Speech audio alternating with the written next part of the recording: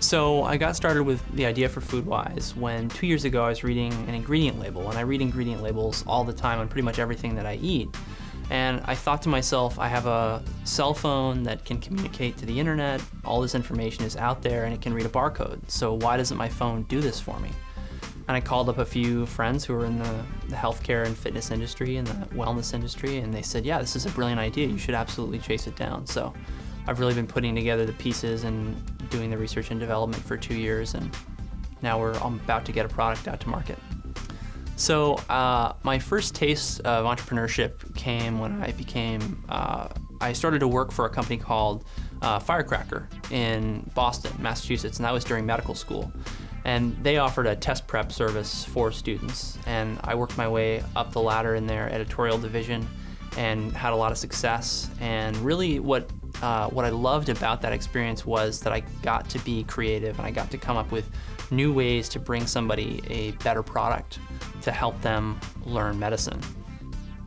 My family has a strong background in entrepreneurship.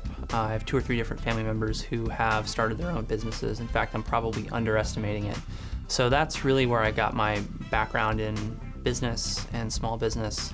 Of course, it's been a tough jump from medicine to business because there's not a lot of business they teach you in medical school, but that's okay. I have plenty of good people that I can rely on. A friend of mine was also applying to Greenlight, Maine, and he recommended that I do it, and I said, yeah, great, absolutely. Obviously it's a company that's a good fit for Maine, and it's a good fit for us to be competing in the competition.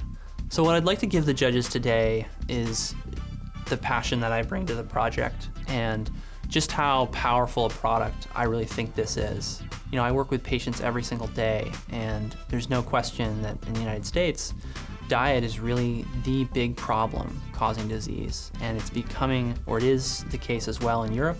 It's increasingly becoming the case in the developing world.